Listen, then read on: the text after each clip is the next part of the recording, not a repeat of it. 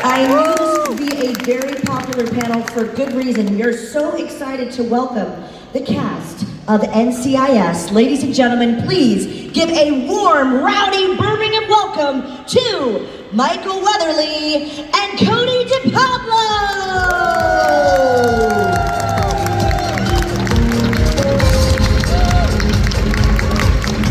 One more time, let's hear it for Michael Weatherly and Cote and Pablo, NCIS in the house. Far. Really good, you're all here. I apologize, I lost a little bit of my voice. She was yelling at someone. I wonder who. We're so excited to have you guys here, but how does it feel to be reunited? Reunited, does it feel so good? Oh. Yes. So it has been a long and beautiful journey between these two characters, Tony and Ziva, and also the friendship that Cote and I have. Very different in those twinned, suns in that binary star system that we live in. But we have one thing that both the characters and we have in common, which is we need each other. And that is why we're doing these conventions together right now. It's so great to meet all of you together and as a team. And that was really what Tony and Ziva was about. Even back in the mothership, we always felt a very special connection. I mean, how can you top that? Right. That was beautiful. Yes, speaking of a beautiful beautiful journey, I had to go back there and fact check something because I've been watching NCIS forever. My family loves it, my sisters love it. And I thought, how long has this show been going on? We're talking a beautiful journey of almost 23 years. Yes, round of applause. That is amazing. Can I ask you both in your personal opinions, what do you think it is about the show that's lasted the test of time? 23 years. Wow. You know, I used to think that it was the family element, which I still think the show has, but I think it lives in a structure that works for a lot of people. So you have, for example, a crime, and then you have, people solving it, and then at the end, like, kind of a nice conclusion. You get like an end to it. And I think in the world we live in, there's some comfort in knowing that there's conflict and then there's resolution in the end. However, when we were there, we used to always say that people loved it because of course they got that, but then they got this really kind of quirky dynamic between these characters that at the end really loved each other. It was dysfunctional at times and it was crazy at others, but at the end of the day it was a family and we did love each other. Do you concur, Michael? I would add that I would add that some people loved each other more. Like, I loved you more. Yes, and I loved myself more. Perfect. Perfect, by the way. That's the perfect answer.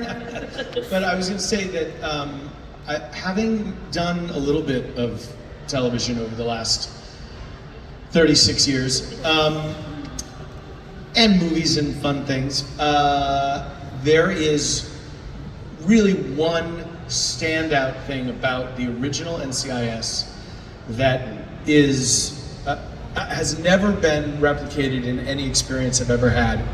And that really came from it's an alchemical process, it's a mercurial thing. You have a writer like Don Belisario who just knows everything about what he's doing, and he's like the Hemingway of television. He's just perfect and succinct. And the casting, Mark Harmon, David McCallum, Paulie Perrette, Brian Dietzen, and Sasha in the first 2 seasons. And I found myself in a show where no one was bigger than the show. So you didn't have anybody. I mean, I might have been swanning around like a peacock now and then, but nobody felt that they were the show. The show was the show. It was like being on a great team where we all work together. I mean, sure, there's Jude Bellingham, Soccer reference, sorry. That's a little football. But sure, there's Mark Harmon obviously was like the big star at the middle of the show.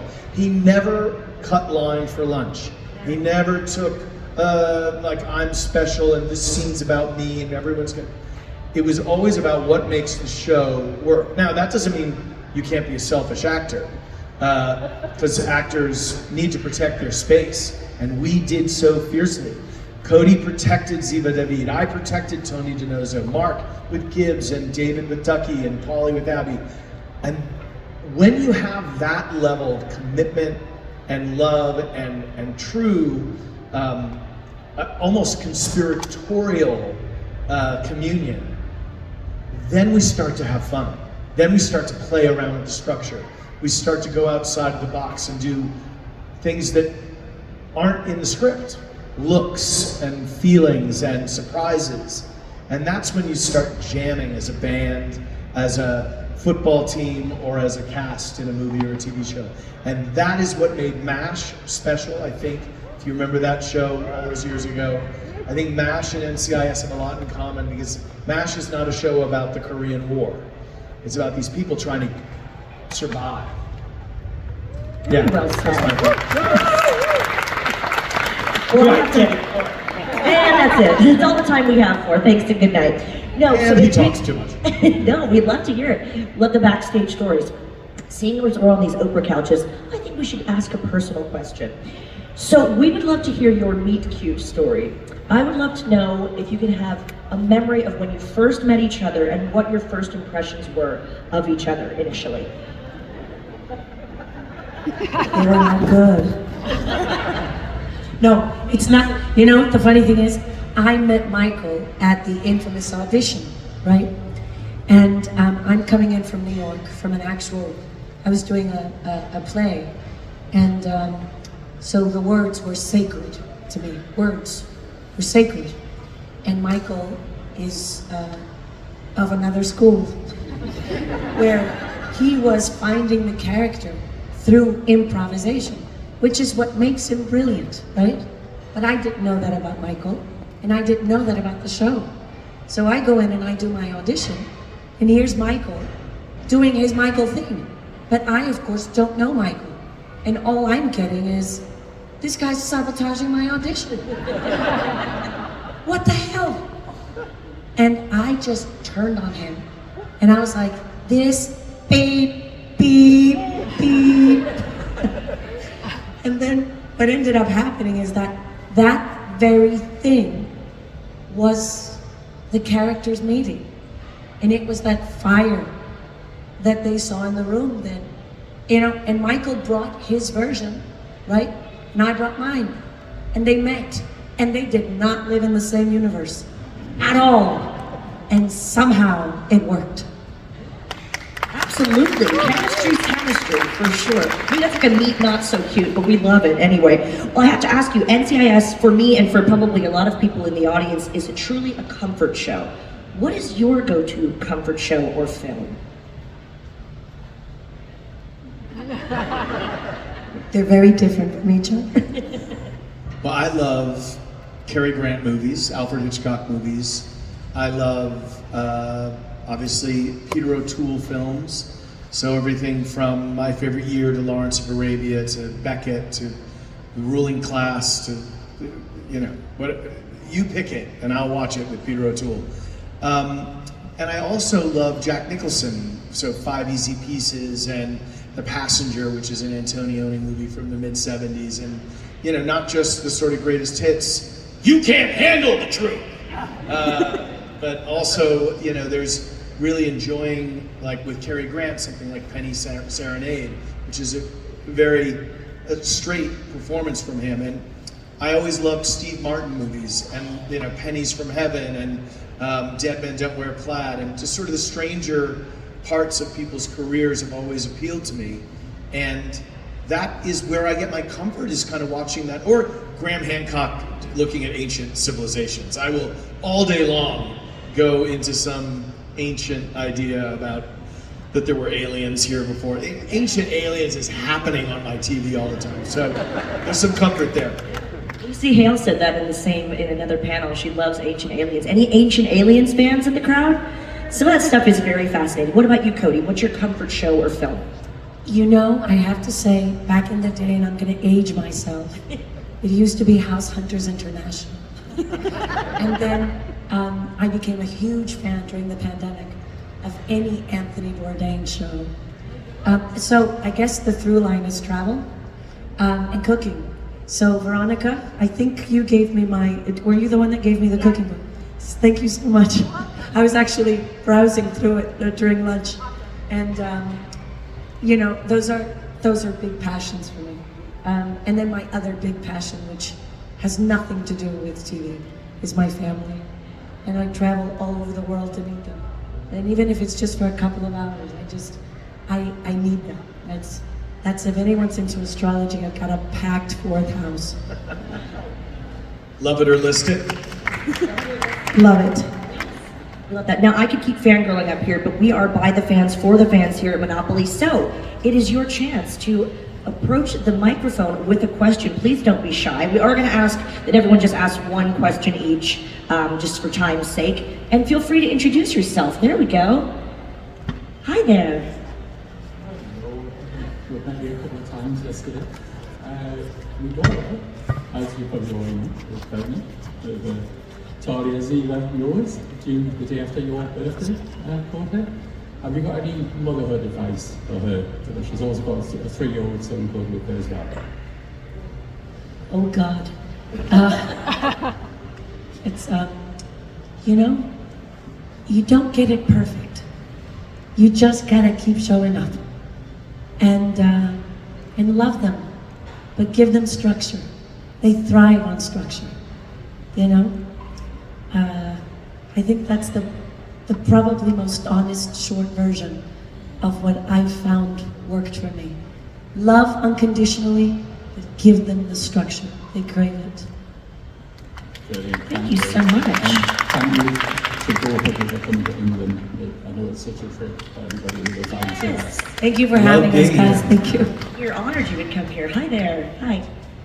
Hi, my name is Steffi. I'm from Germany, so you know where to place my accent. Hi, Michael. Hi, Cody. Hello.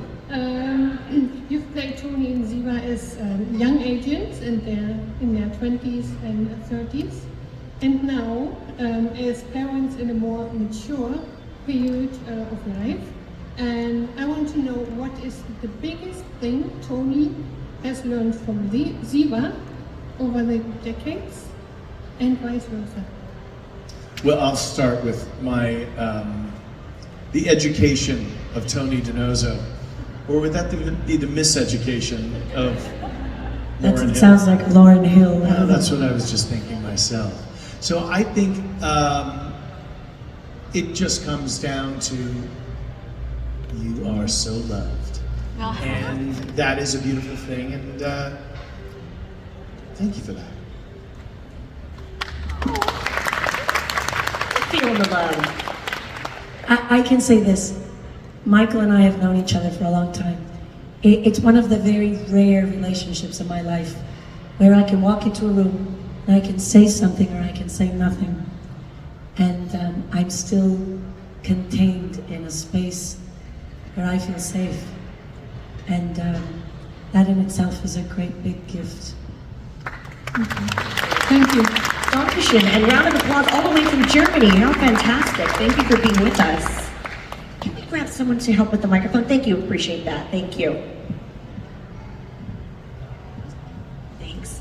Hi, Corey. Hi, Michael. Thank you for being here and for your lovely energy this weekend. I'm Marcia. I'm from the Netherlands, and I want to thank you for the beautiful love letter that is NCIS Tony and Ziva. There's this moment in episode 3 where they've just left Tony's ex-girlfriend's ski lodge, and Ziva tells Tony it's okay to want to be happy, and she gives him this look, and the Batu starts playing. And Tony asks, "What's that look?" And Ziva says, "It's nothing." And I say this lovingly, but it had me like, how do these two idiots still not have this figured out after 2 decades? Bless them, 2 decades of looks. How are we still doing this? That brings me to my question for you, which is, who do you think fell first and when, and who fell harder, perhaps? Great question. I definitely fell harder. But I probably wasn't the first. And I would just take issue with that because without conflict, there would be no Tony and Ziva. I did chase her all the way to the Horn of Africa with a bag on her head. But I guess I couldn't. I guess I couldn't live without Couldn't you. live without you. That's what happens. But yes, what I love about the DiNozzo never give up attitude is it is. But that's very Michael too. Yeah, I've got a little bit of that. Yeah, full determination. You guys, you have not met the word determination till you meet this guy. Yeah, I'm pretty determined. But you have no college education. You have to be pretty determined. So I think the falling. I'll also just kind of explore in my own brief way. I think they're like a bridge where where does this one side begin and the other it's like it's a structure.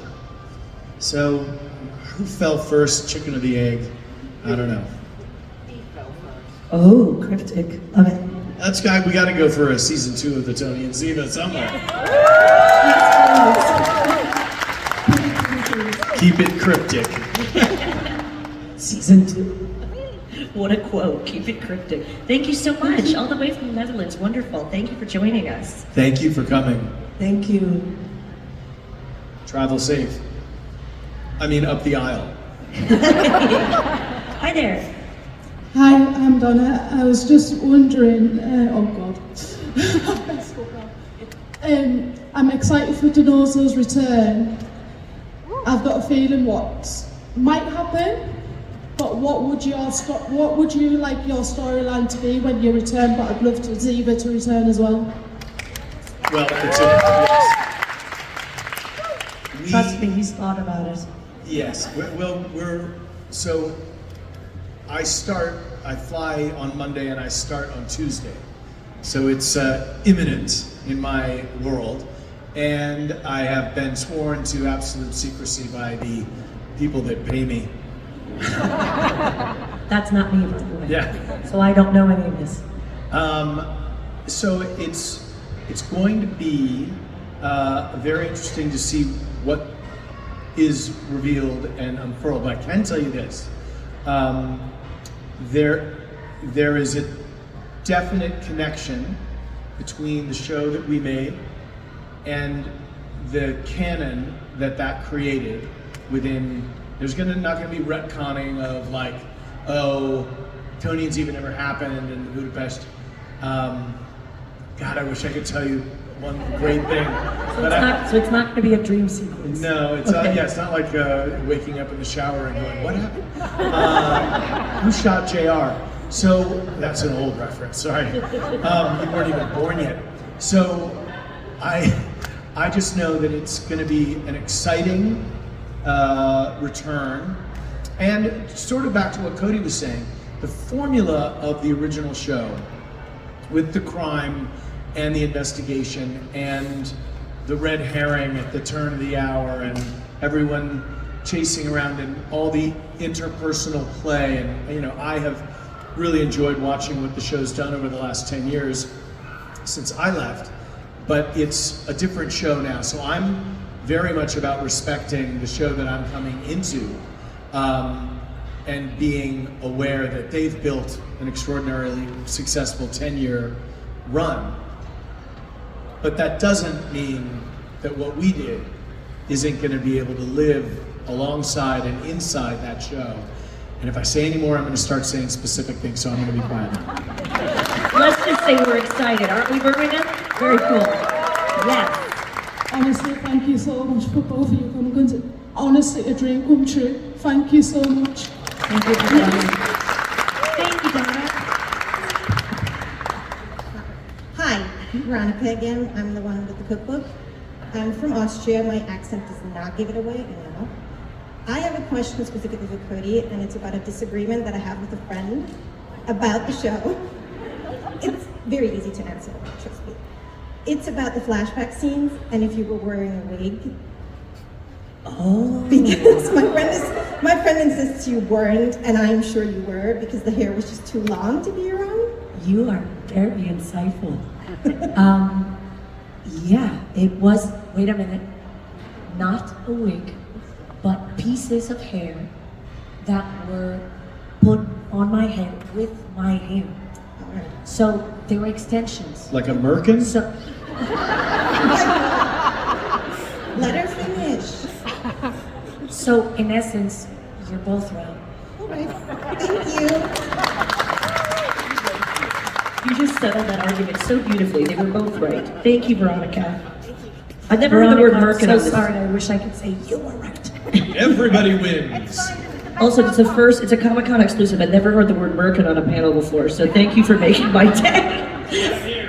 Thank you, Michael. Hi there.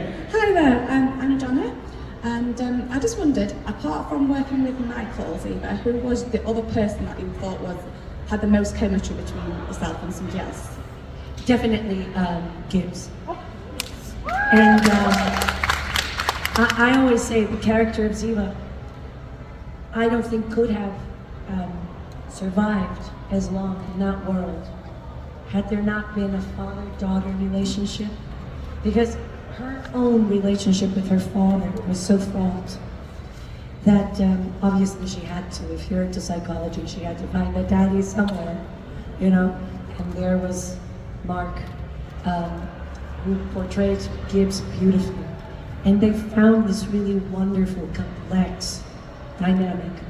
And then I don't think it would have lived for as long as it lived if she didn't have her heart very secretly latched on to Denosa, because I think she would have left. I think there's a reason that she stayed for as long as she stayed. We all, I'm sure, shouted at the TV when we said, why didn't Gibbs come find you, when you came back and said, oh, you didn't come after me? Yeah, boy, that was an intense scene. And there was a little bit of He personal knew stuff. that I would find you. Yeah. Come on, he knew. Michael. Thank you. Hi guys, I'm Sam, and I wanted to know, you've had Tali from Tony and Ziva, so if it was a son, would they have called him Anthony III? Or would it have been a different name that you would have chosen for a boy? Very interesting because I don't know, Dad. What do you think? because Tony had nothing to do with naming Tali. That's true. But hey, that was a little faux pas on her part. But I guess if they had a second child, I don't know if that would happen. But if they had a second child, We would have named him Ari. Anyway, that's it. I can't top that. That's the best. Thank you. No. What?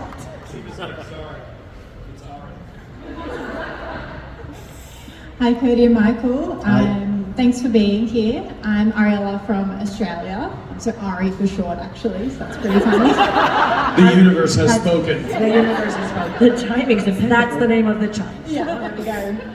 My And question... it could be a girl, by the way. There you go, it is. Okay, I'll take that.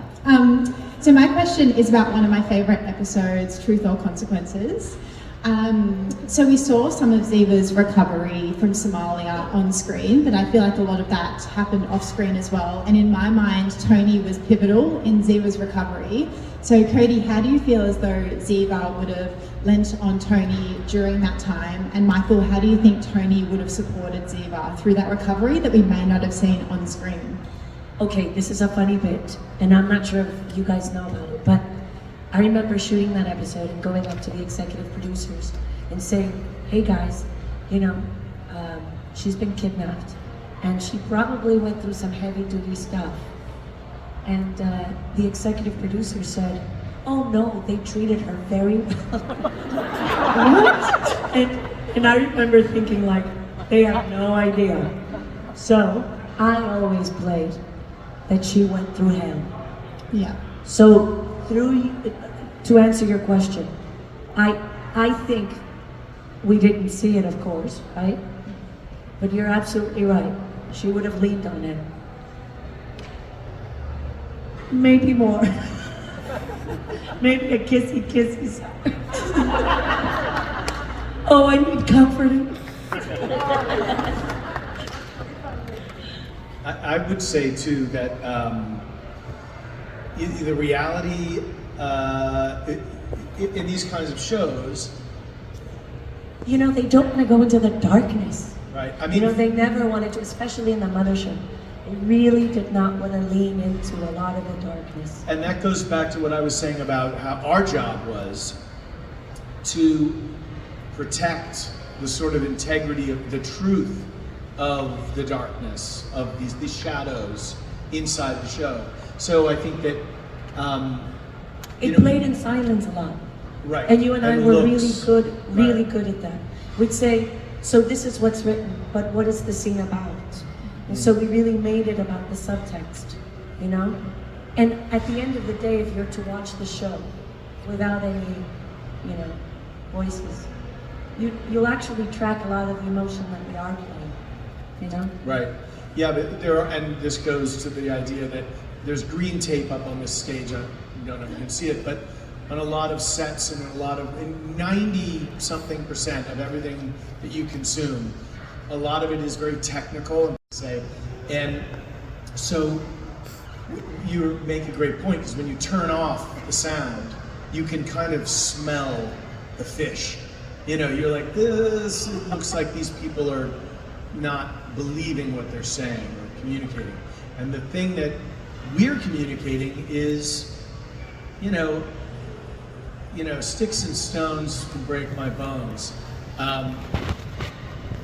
We know where the pain is, and so we don't have to be explicit with the words. And I think that that's one of, with Tony and Ziva, we actually got more explicit with certain aspects of it, which was fascinating to do, but it was not part of what the main show explored, particularly in a show written by Jesse Stern, directed by Dennis Smith, Truth or Consequences.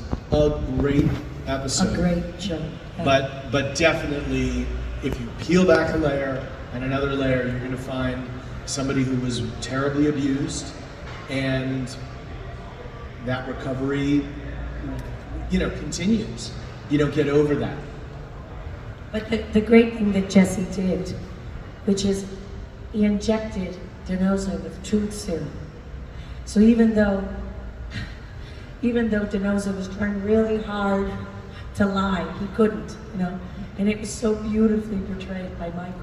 He was doing all of these, all these things. It was funny, but it was also really, if you watch the performance, there's a real thing that he's trying to, so hard to suppress, and that's the beauty of it, that no matter what, it always came through. Exactly. Thanks so much. Thank you. What an insightful question. Very impressed with your questions. Hi. Hi, I'm Molly. First Hi. of all, before Trish Jane asks us a question, Michael, thank you so much for letting her gently get stuck here. She absolutely loved it. Have you ever played jokes on each other while filming? I can't think of one.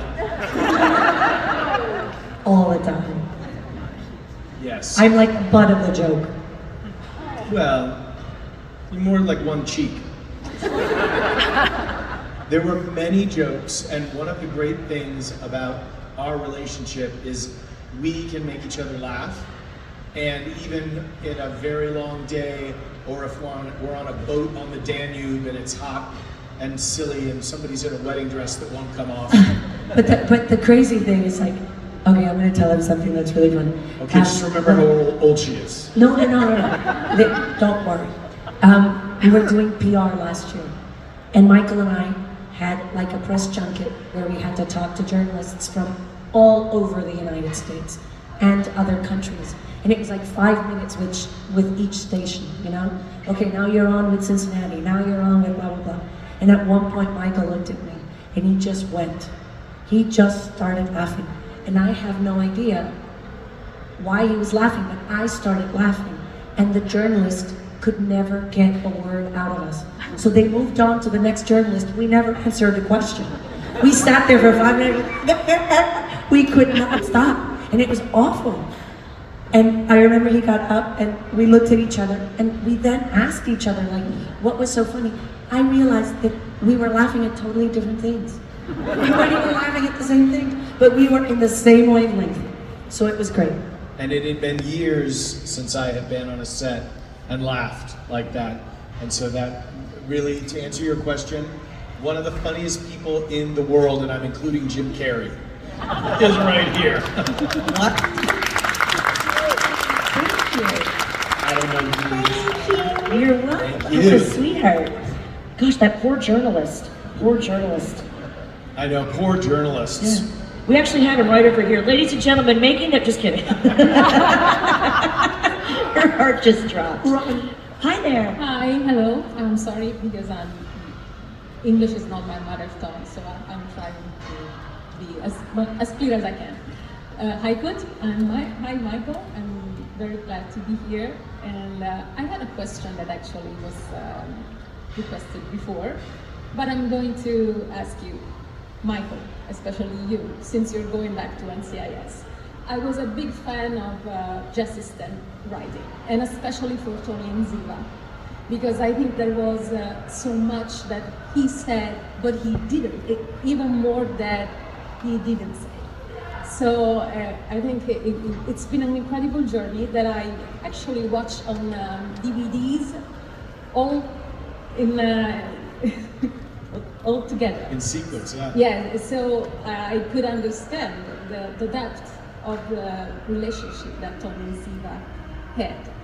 And I hope that there is another writer in the writer's room right now on NCIS that can treat Tony's history like he did, especially after all that happened.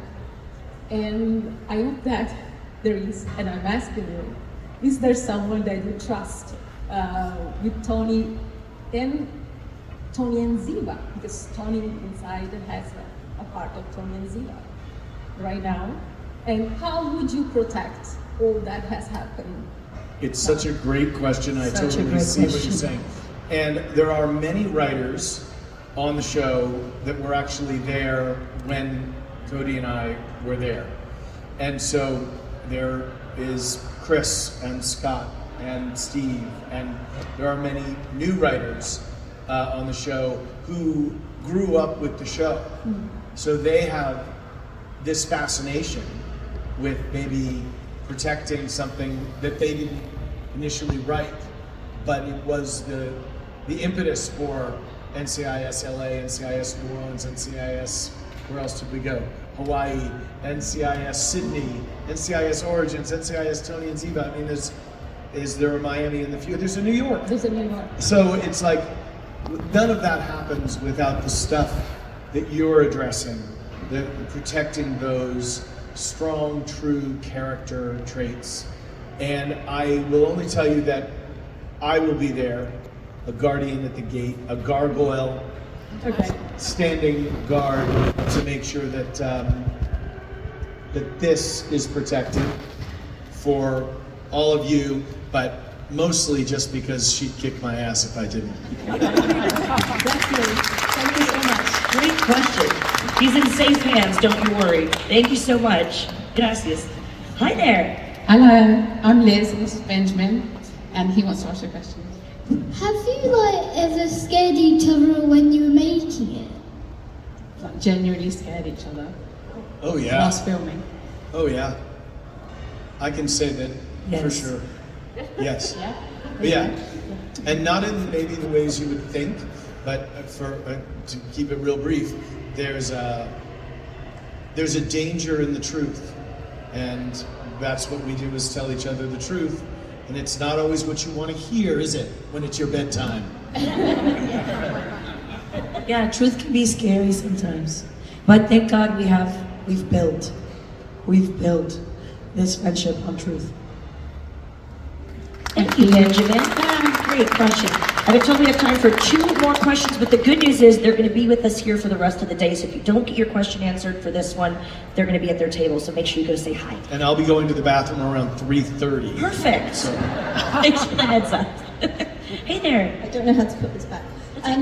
I know you guys have known each other for a really, really long time, and obviously you're pretty close. I was just wondering if there was anything new you learned about each other during the spin-off that you didn't know about each other when you were doing the mothership. Oh yeah, I mean, I had always met Michael as a father, because he's been a father since I met him. But he had his family around a little bit more when we were shooting the spin-off. And watching him be a dad and how invested he was as a father was beautiful. It was like watching another part of him. He came alive when he was around his children. Not that he's not alive when he's working. He's very much alive, but in a different way. You get to see another side of Michael, which is it's funny. Michael is a father. He's a really fun, loving, I'd say pretty relaxed dad. It's pretty cool. Little overprotective sometimes, and it's interesting. Oh yeah, that's true. Because I was going to have the same answer with Cody, which is she was not a mother when we were working together, and so we did have this interesting shared answer, which is really about family, and that's what Tony and Ziva ultimately is about. So spot on. Beautiful answer. Hey there, your final question here. You look amazing. Thank you. Yeah. My question, I'm Leah, by the way.